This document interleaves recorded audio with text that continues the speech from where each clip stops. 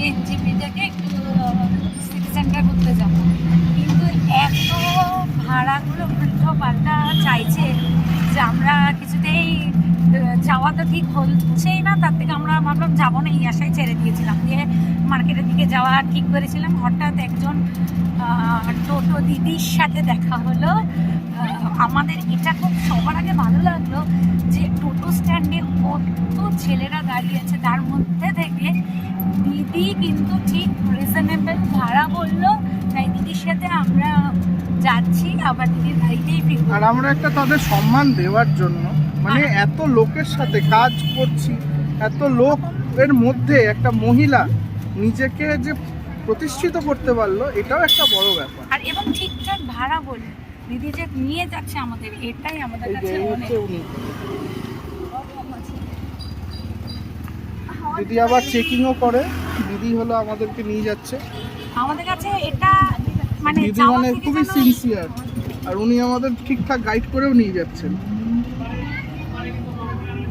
আমরা যাই।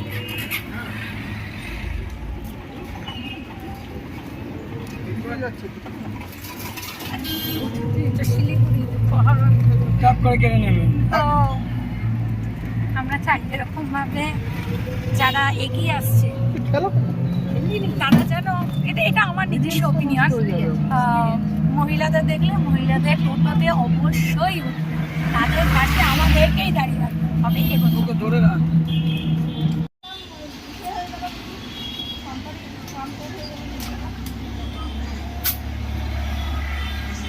তুমি চেক করে নাও, দেখো ঠিকঠাক আছে কিনা।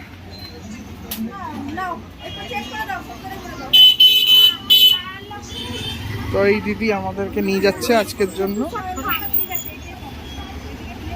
মানে ছেলেদের মধ্যেও মেয়েরা কত ভালোভাবে এখন টেকনিক্যালটা বুঝে গেছে, এটাও একটা বড় ব্যাপার। এই দিদি এই টোটো করে আমাদের নিয়ে যাচ্ছে, সত্যি এটাও একটা অভিজ্ঞতা। মানে হ্যাটস অফ টু দিদি, যে নিজের কাজের জন্য আজকে এই প্রফেশনটা বেছে নিয়েছে। দিদি তোমার নাম কি? ভালো লাগলো, তোমাকে আমি ইউটিউবে ফেমাস করবো।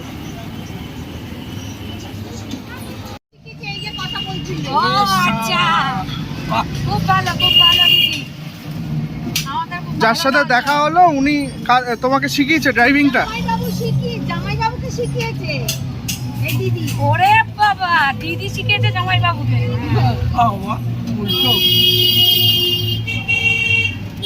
সবার স্কিল না, মানে খুঁজে নিতে হবে কে কোনটাই ভালো। ওর জন্য ঈশ্বর এটাই লিখে রেখেছে।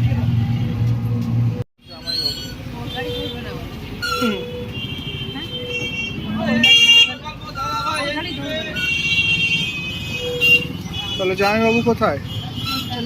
জামাইবাবু কোথায়? পেছনে আছে। কি মার্কেট দেখো সব বাবা, আমাদের ওখানকার মতো চন্দ্র জায়গাটার নামটা কি হচ্ছে এনজিপি মার্কেট।